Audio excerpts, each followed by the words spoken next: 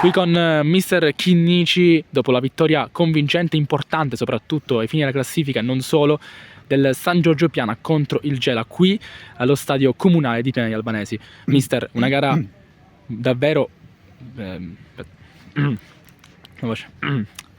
Mister, una gara davvero più che sufficiente per i suoi, un primo tempo incoraggiante, poi la ripresa la squadra si vede che è entrata con un piglio diverso e soprattutto si sfata un po' questa maledizione del Licauli, dove in campionato almeno non si riusciva a segnare.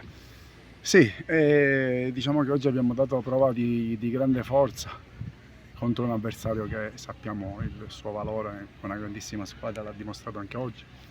Noi il primo tempo abbiamo giocato benissimo, abbiamo creato diverse occasioni e c'era secondo me pure un calcio di rigore, poi questo lo vedremo, ma noi ci stiamo facendo l'abitudine, dico, non è un problema questo. Sbagliamo noi, sbagliano gli arbitri. Poi nel secondo tempo abbiamo fatto qualche correzione per cercare di metterli più in difficoltà, magari giocando più in verticale, cercando di più i nostri attaccanti, aprendo il gioco, e abbiamo creato subito pronti via 2 o 3 occasioni nitide. Sembrava che la partita non si poteva sbloccare, però poi alla fine ci abbiamo creduto, siamo stati sul pezzo e quindi faccio i complimenti ai miei ragazzi perché oggi mi hanno reso orgoglioso di essere il loro allenatore. Per evidenziare questi complimenti alla squadra e al suo lavoro, voglio sottolineare proprio il fatto che il Piana ancora non ha subito gol in campionato.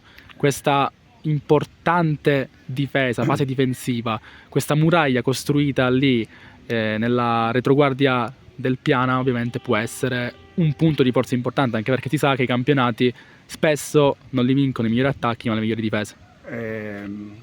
Oggi ci mancava anche un nostro giocatore importante per squalifica, il nostro difensore centrale Duli, poi pronti via si è fatto male l'altro difensore, però quando ci sono dei principi chiari e nitidi può giocare chiunque, quindi sappiamo che abbiamo una rosa di 22-23, quindi le assenze ci saranno in un campionato lungo, quindi dobbiamo essere forti e bravi di fare di necessità virtù. Abbiamo stretto i denti, abbiamo dimostrato che comunque siamo una squadra che si vuole divertire quest'anno e stiamo lavorando bene. Hai detto bene, siamo ancora a 0 gol subiti e questa cosa mi rende fiero del lavoro e adesso testa a domenica.